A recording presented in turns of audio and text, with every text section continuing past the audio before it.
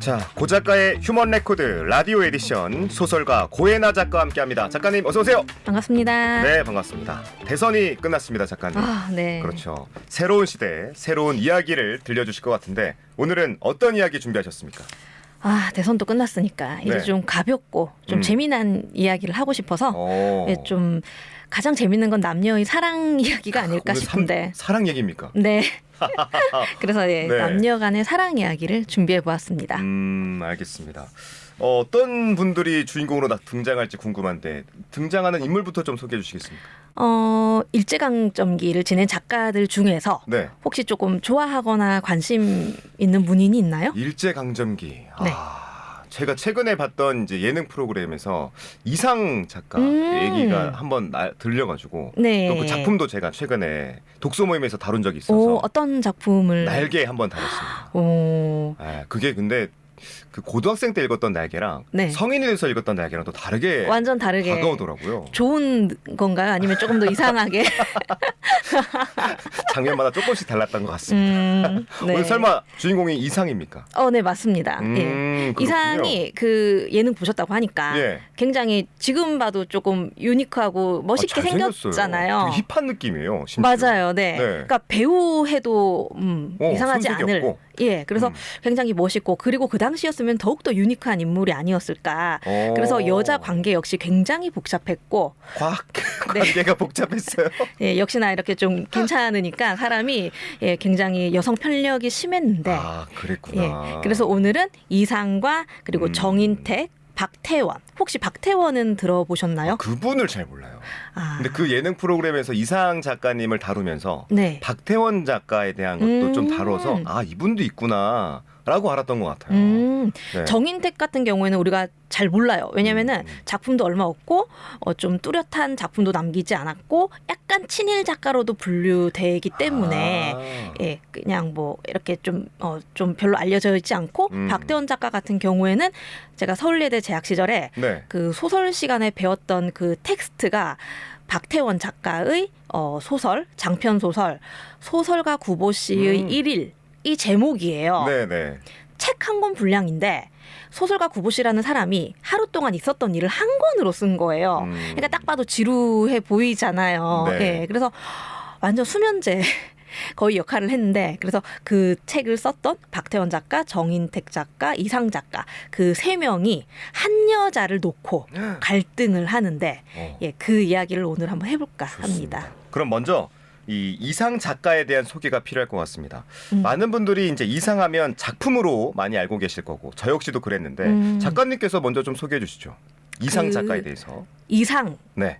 작가 이름도 정말 특이하잖아요. 예, 본래 이름은 김혜경으로 1910년에 굉장히 좀 장애가 있고 가난한 집안에서 태어났어요. 예. 그래서 머리도 좋고 우수한데 자칫하면은 교육을 못 받을 뻔했다가 네. 이제 큰아버지 집에 잠시 맡겨져서 이제 학교도 다니고 공부도 하고 그런데 이제 구박도 많이 받고 이제 친자식이 아니다 보니 그러다가 큰아버지가 돌아가셔요. 그래서 다시 이제 원래 가정으로 돌아가는데 그래서 이제 굉장히 좀 혼란스러워했던 것 같아요. 다시 장애를 가지고 배운 것이 없고 가난한 집안에 다시 가면서 그래서 이상의 작품을 보면은 환상, 환시, 환각 이런 게 꼭 나오거든요. 네. 그 날개를 읽어보셨으니까 거기서도 굉장히 막 현실과 비현실을 오가는 듯한 그런 내용이 있잖아요. 네. 예. 그래서 아마 그런 환경이 좀 지배하지 않았나 그렇게 작품을 쓰는 데 있어서 그런 생각이 들고 굉장히 머리가 좋았기 때문에 경성고등공고 그러니까 지금으로 말하자면은 서울대 공대를 갑니다. 예.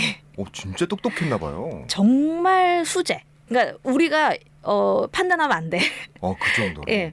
똑똑한 데다가 예술적인 기질도 있고 이제 풍우나 기질도 있었기 때문에 네. 그의 행동을 범인들은 해석하려 하면 안 된다.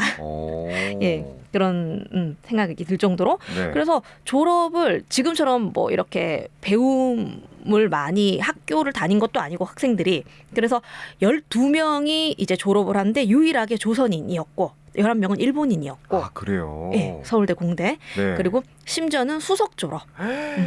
와. 그래서 공부를 잘했기 때문에 학교도 이제 학벌이 좋으니까 탄탄대로인 거예요, 사실은. 그냥 무난하게 살 수 있었죠. 그랬군요. 그래서 이상 작가의 시를 보면 이 건축 무한 육강면체라는 이 난해한 시가 있는데 똑똑한 데다 직업까지 잘 구했으니까 잘 먹고 잘 살았을 것 같은데 또 막상 그렇진 않다면서요. 그렇죠. 우리가 알기에는 굉장히 우여곡절이 많고 사실 잘 먹고 잘 살았으면은 이렇게까지 지금 회자되지도 못했고 그냥 묻힌 거예요. 그냥 어떤 친일파로 아마 살다 갔을 것 같아요. 그렇다면은 네네. 그런데 이제 처음에 조선 총독부에서 이제 건축 기사로 이래 특채가 된 거예요. 네. 그래서 사실 일제강점기 때 좀 부지런하고 이제 밝았더라면은 잘 먹고 잘 사는 친일파로 아마 남았겠지만 그렇지 않았고 좀 그는 좀 어린아이 같은 구석이 있었고 좀 순수한 구석 그리고 좀 풍우나 기질도 있었고 거기다가 굉장히 게을렀어요. 아 그래요? 네. 굉장히 게을러가지고 좀 거기다가 이제 좀 결정적이었던 거는 건강이 매우 안 좋았습니다. 그래서 1931년에 공사 현장 그 감독 일을 하고 있다가 네. 갑자기 이제 쓰러졌어요. 쓰러져서 병원에 갔더니 폐결핵 진단을 받게 됩니다. 그 당시 폐결핵이면은 암 같은 거예요, 진짜. 이제 내가 언제 죽을지도 모르고 얼마나 살지도 모르고 그래서 좀 비관적이고 오늘만 살자, 뭐 인생 뭐 있어? 약간 이런 마인드가 그때 좀 생겨난 것 같은데 그래서 이제 그때부터 내가 하고 싶은 거 할래. 이래서 그때 이제 카페를 차리게 됩니다. 예. 지금이야 정말 카페 붐이 많이 불고 있고 카페 사장님도 많지만 네. 그때는 이제 다방이라고 하는데 제비 다방이라고 이제 사실은 카페 운영을 이제 수익을 내려면 또 부지런하게 그치. 뭐 커피도 팔고 뭐 청소도 하고 해야 하지만 네. 그는 약간 손님 마인드로 예. 자기가 차려놓고. 내가 먹고 내가 즐기고 내가 손님들과 이야기하고 노는 약간 좀 그렇게 해서 항상 신기하다. 거의 폐업을 줄줄이 했던 네. 그때 첫 번째 제비 다방에서 만난 그 여성 네. 그 이제 여급이죠. 거기서 이제 일을 하는 금홍이라는 여성과 사랑에 빠져서 동거도 하고 동업도 하게 됩니다. 그 우리말로 지금 시체말로 하면 이제 알바생과 그렇죠. 사랑에 빠진 건가요? 그렇죠. 그런데 이제 그분이 워낙에 잘하다 보니 약간의 이제 지분을 나누면서 이제 동업도 하고 이제 동거까지 하게 되는데 네. 문제는 이제 게으르다고 했잖아요. 이상 작가가. 네. 예. 그리고 이제 금홍 그분 역시 젊었고 뭘 알았겠어요. 그래서 이제 운영도 잘 되지 않았고 거의 폐업 수순을 밟아가고 나중에 금홍과 또 헤어지게 되고 그리고 이제 심지어는 그 날개 보셨으니까 알 거 네네. 아니에요. 그게 이제 금홍가에 있었던 이야기를 좀 소설로 풀어낸 거예요. 그래요? 예. 금홍이 이제 소설을 보면은 날개에서 네. 이제 남자 주인공을 수면제를 먹여서 재워놓고 다른 남자를 불러들이고 네. 그리고 그 받은 화대로 남편에게 이제 용돈을 주고 그리고 얻어맞기까지 하고 그런 내용이 이제 실제로 금홍가 있었을 때의 일을 모티브로 그렇구나. 해서 쓴 것이고 이제 그러고 난 다음에 이제 폐업했지 여자친구 떠났지 다 끝났잖아요. 네. 근데 이제 죽으라는 법은 없는지 이제 공사 현장에 다시 와달라고 연락이 온 거예요. 네. 그때만 해도 이제 이화여전이 없어가지고 그걸 이제 짓고 있는 중이었어요. 그래서 이제 이상이 거기 이화여전 신축 건물 증축을 하는데 공사 감독으로 갈 수 있었어요. 네. 그런데 이제 간다고 해놓고 다음날 늦게 일어나서 네. 게으름이 진짜 엄청 크네요. 늦게 일어나서 네. 첫날부터 지각을 하면 좋아하겠어요? 안 좋아죠. 사회생활 그쵸. 해야 되는데. 그래서 결국에는 또 잘리고 이런 일화를 박태원 작가가 굉장히 친했기 때문에 네. 그 써놓은 게 있어요. 이래서 참 게으르고 이래서 참 할 수 없었다 다음 일도 이런 식으로 써놓은 게 있습니다. 네, 진짜 파란만장한 삶을 살았습니다. 자, 금홍과 헤어졌다라고 말씀해 주셨는데 그럼 헤어진 이후에는 어떻게 또 다른 인연을 만났습니까? 네, 일단 제비 다방이 파산을 했어요. 네. 그런데 만약에 망하고, 예, 파산을 했고 그렇다면은 만약에 구겐커님 같으면 네. 그 다음에 어떻게 뭘 해보겠어요? 일단 내 삶을 다시 좀 올려놔야죠. 제대로 살 수 있도록. 그 다음에 또 다른 인연을 만나지 않을까요? 그렇죠. 그리고 이제 먹고 살아야 되니까. 근데 내가 또 카페를 하고 싶어 만약에 네. 어떻게 하시겠어요? 그러면 이전에 했던 거 타산지석으로 삼고 그렇게 행동하면 안 되지 않을까요? 그렇죠. 네. 여기 뭔가 자기 반성이 있고. 실패했으니까. 그렇죠. 아니면 다른 일을 찾거나 나는 좀 안 맞구나 자영업이 그래야 되는데 이제 부모의 집을 저당 잡아서 카페 그 카페 쓰루라고 또 네. 인수를 받아서 네. 또 카페를 해요? 예, 또 카페 운영에 이제 나서는 거죠. 예. 거기서 만난 또 새로운 인연, 네. 이제 새로운 여성 권순옥이라고 네. 또 여급이에요. 또 알바생이에요? 아, 그렇죠. 네. 근데 알바생 킬러입니까? 그리고 이제 그만큼 이상 작가가 좀 매력도 있었던 것 그렇겠지. 같아요. 네. 아니 엄청 진짜 힙한 느낌이 강하더라고요. 머리 그쵸. 스타일도 그렇고 그 당시 착장도 그렇고 네. 멋있어요. 멋을 사진만 봐도. 아는 사람. 그 당시에 그러기 쉽지 않은데. 그리고 그러니까요. 좀 돈도 없다고 했는데도 이제 멋을 아는 거예요. 항상 이제 반듯하게 하고 다니고. 그래서 그 분이 이제 권순옥과 사귀게 되는데 네. 권순옥 역시 굉장히 이제 그 당시에 여급이라고 하면은 그냥 그러니까 그때는 여자들이 문맹도 많았고 직업을 갖는다는 것은 있을 수 없는 일이었기 때문에 그때 여급이라고 하면은 굉장히 엘리트 여성. 네. 좀 학교도 나오고 글도 읽을 줄 알고 어떤 좀 어려운 뭐 러시아 소설 번역된 이런 것도 다 읽을 수 있는 그래서 이제 러시아 문학 고리키 전집을 모두 독파를 했다는 지성인이네. 그렇죠. 예. 신여성 권순옥과 사랑에 빠지게 되는데 네. 이 권순옥 여성도 굉장히 매력적이었나 봐요. 그래서 이 카페 스루에 놀러 왔던 정인택 작가가 네. 이상의 친구죠. 보고 마음에 든 거예요. 그럼 삼각관계잖아요, 이제. 네. 참 그래가지고 이때 이상 작가가 소가리를 하는 거죠. 그리고 이제 정인택 작가가 차라리 나쁜 마음을 먹고 뭐 이렇게 바람을 피게끔 권순옥을 유도를 한다거나 아니면 권순옥도 나쁜 마음을 먹고 뭐 이렇게 다리를 걸친다든지 양다리를 그랬더라면 차라리 나았을 텐데 이 정인택 작가가 마음이 여려서 난 정말 나쁜 놈이야 이제 이러면서 이제 음독 자살을 시도를 합니다. 스스로? 네. 그리고 그것을 이제 뒤늦게 알게 된 이상 작가가 그런 걸로 죽으면 안 된다 이러면서 이제 막 이제 짊어지고 이제 막 종로거리를 헤매면서 병원을 찾아다닌 거죠. 네. 그래서 겨우 이제 살아나고 정인택 작가는 그렇게 1935년에 정인택과 권순옥은 결혼식을 결국에 예. 결혼식을 해요? 네. 아니 나도 사랑한 이 여자 그렇죠. 권순옥 여자의 결혼식을 그러면 이상 작가는 참석을 합니까? 참석하는 것도 모자라서 이제 심지어 사회까지. 와, 내가 사랑했던 여자의 결혼식에 사회를? 네, 그러니까 이런 경우가 지금까지 또 있을까? 그러니까 저는 정말 범인의 이 머리로는 이해가 안 가는 거죠. 예, 그러니까 이것은 어떤 초월적인 사람인 거예요. 예.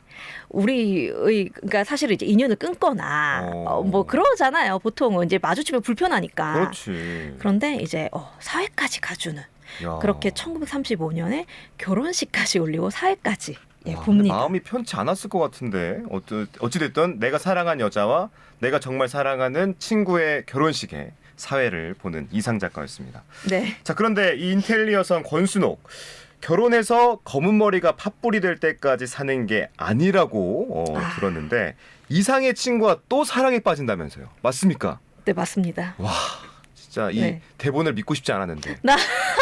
맞군요. 그러니까 이런 결과론적인 것만 보면은 우리가 또 어머 어떻게 그럴 수가 있냐. 네. 막 이렇게 입을 대게 돼요. 근데 이제 또 이 과정을 보고 그리고 이 당시 시대적 상황을 보면은 아 그래 그럴만하다라고 또 이해가 되는 부분이 있어요. 그럼 작가님께서 그 시대적 상황 좀 소개해 주세요. 어떤 상황인데? 네, 일단 그 박태원 작가와 친했다고 했잖아요. 네. 이상이 얼마나 친했냐면 그 이상 작가는 그림도 좀 잘 그렸어요. 네, 글도 잘 썼지만 그래서 이 박태원 작가가 소설을 내면은 하융이라는 필명으로 이상 작가가 그림까지 이제 사파까지 그려서 줄 정도로 굉장히 두 사람이 친했단 말이죠. 네, 그리고 이제 구인회라는 문학 서클 이름이에요. 예, 9명의 문학 이제 그런 청년들이 모여서 구인회라는 서클을 만들어서 같이 이제 소설도 쓰고 이제 그러던 와중에 정인택도 있었고 거기에. 네. 이제 해방이 되고 한국 전쟁이 터지는 거죠. 그렇지. 네. 1950년에. 네. 네. 그런데 이제 그 이전 이야기를 일단 조금 해야 되는데 네. 굉장히 불행하고 애석하게도 이상 작가는 해방을 보지 못하고 1937년에 죽어요. 네. 네. 그래서 일단 이상 작가는 죽었기 때문에 남은 것은 정인택 작가와 박태원 작가예요. 네. 그리고 이 정인택 작가는 이상의 연인과 결혼을 한 상태고. 그렇지. 그런데 한국 전쟁이 터지고 이제 피난을 가고 정인택 작가는 이때 월북을 해요. 예. 그 과정에서 이제 길이 엇갈려서 남편을 따라가지 못해서 이 권순옥이라는 여인이 두 딸을 데리고 피난길에서 남편을 못 찾고 북으로 간 거죠. 그리고 박태원 작가도 월북을 하는데 네. 북에서 만난 거예요. 네, 북에서.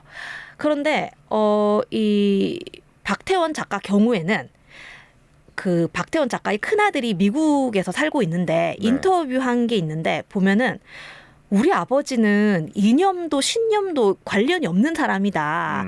작품을 보면 알겠지만 그런 게 들어가 있는 작품은 없고 다만 내 추측인데 친구 따라 강남 간다고 그 박태원 작가에게는 또 다른 친한 친구 이상 외에도 이태준이라는 작가를 혹시 들어보셨는지. 이태준 작가님.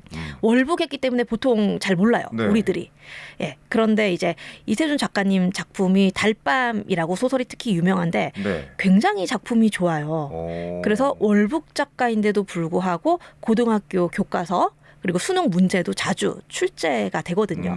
이것도 이제야 들어서 그런 거지 과거에는 좀 금기시 되었었고 아무튼 이태준 작가 같은 경우에는 소설가이기도 했지만 아버지가 러시아에서 독립운동을 하던 사람이었어요. 네네. 그래서 좀 그 영향을 받았는지 나는 글 쓰는 거 외에도 뭔가 해야 된다. 좀 이런 생각을 가지고 있었던 것 같아요. 그래서 좀 월북을 한 데 있어서 이태준 작가가 무슨 이야기를 했고 그래서 그 박태원 작가가 좀 북한으로 간 것이 아닌가. 예. 그렇군요. 그래서 그 정인택의 부인인 그 사람과 그렇게 이제 북한에서 연이 맺게 되는 것이죠. 그렇군요. 예. 그러면 이제 박태원 작가도 어떤 분인지 좀 알아야 될 것 같거든요. 작가님께서 박태원 작가가 어떤 분인지 좀 소개해 주세요. 박태원 작가는 1909년에 태어났고 네. 굉장히 부잣집이었어요. 그러니까 이상과 달라요. 좀 반대네요. 예.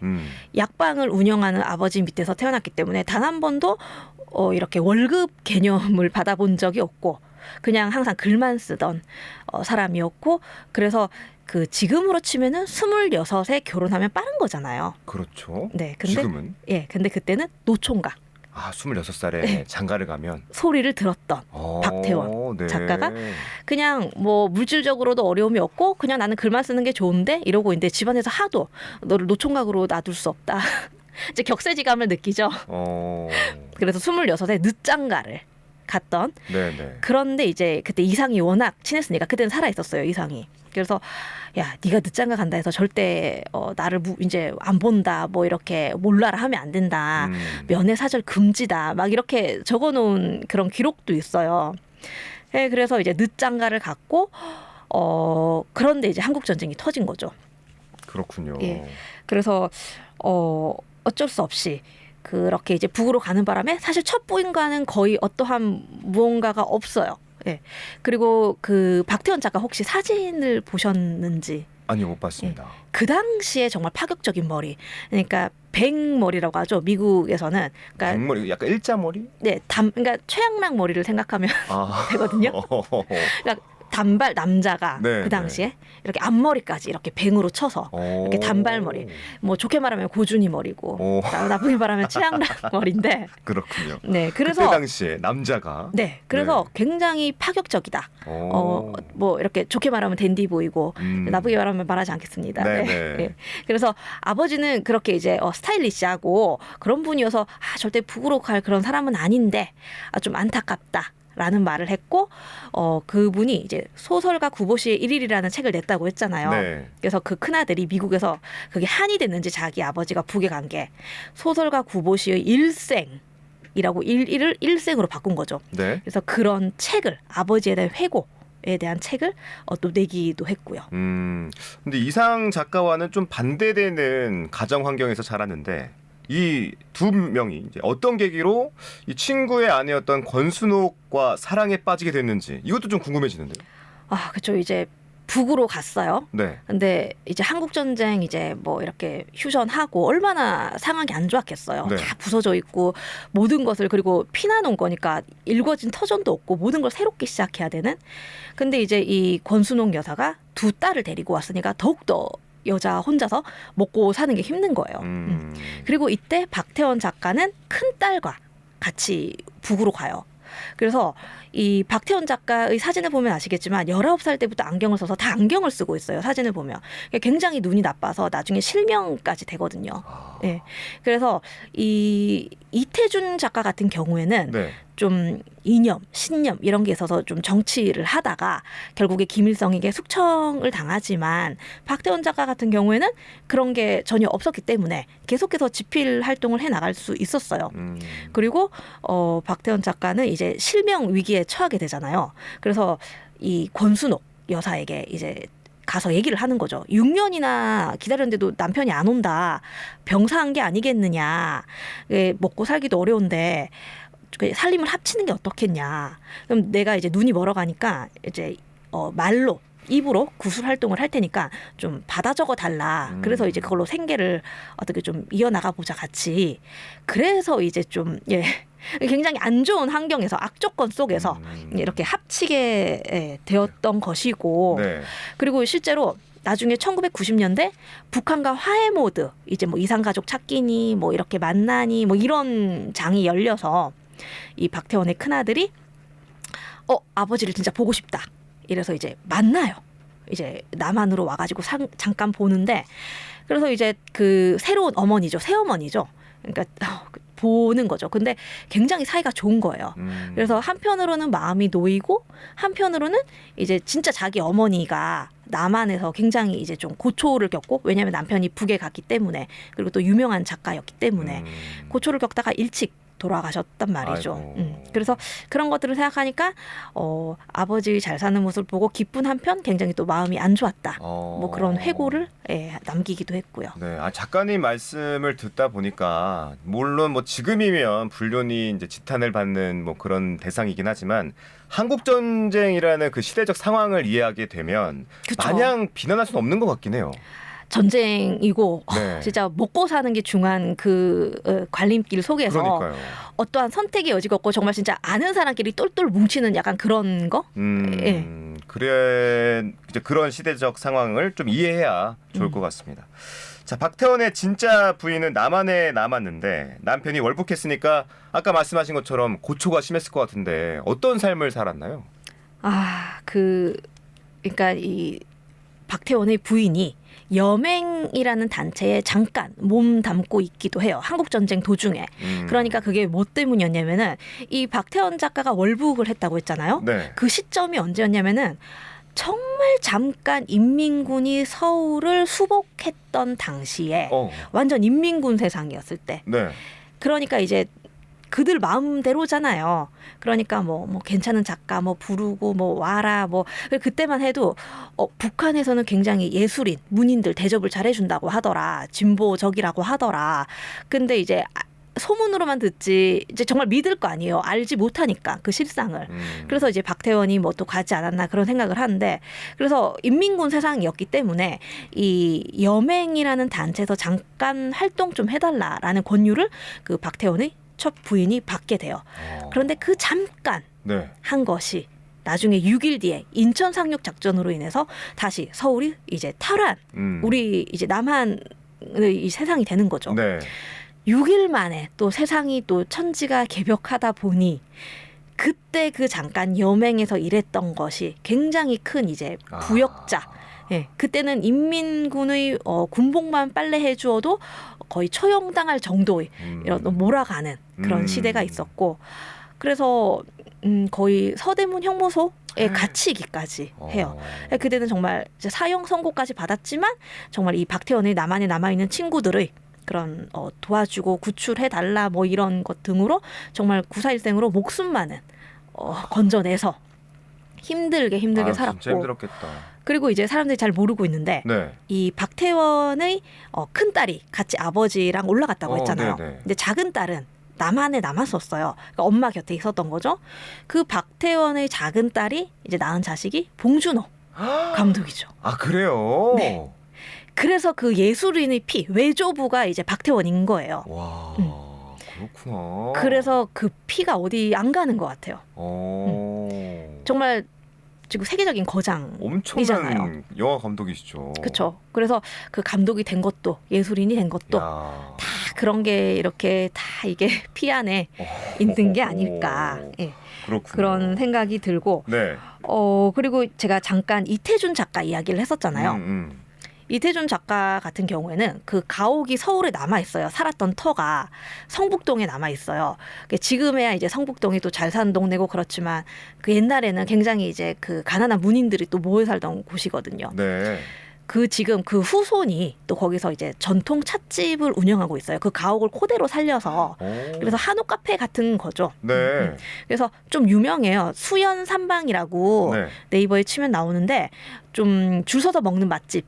일 정도로 좀 가격대도 있고 뭐 전통차 뭐 팥빙수 여름에는 그렇게 팔아서 그 고택이 그대로 살아나서 약간 이태준 작가를 이런 걸 알고 또 거기 가서 뭘 먹고 이러면은 또 조금 다르게 느껴지지 않을까. 그래서 그 근처 도서관에서 뭐 북토크 이런 것도 일부러 그 전통 찻집을 이용해서 하기도 해요. 이태준 작가를 기리는 차원에서. 네, 그렇군요.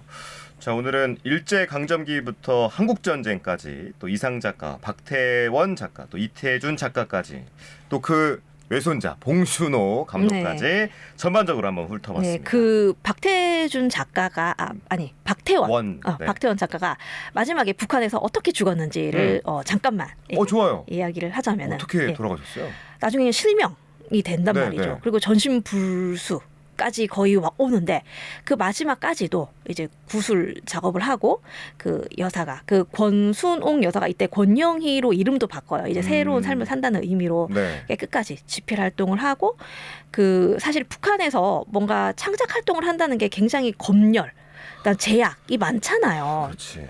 그래서 그 주로 그냥 중국 작품 번역, 삼국지, 서유기, 수호지 이런 번역 작업에 주로 몰두를 하고 네. 가장 마지막에 썼던 작품은 갑오 농민 전쟁이라는 제목인데 그게 사실은 우리나라에서는 동학농민운동이라고 하는 그러니까 일제강점기 이전이니까 어떤 이제 굴레로부터 자유로운 쓸 수 있는 그래서 마지막으로는 그 작품을 쓰고 이제 돌아가셨는. 네.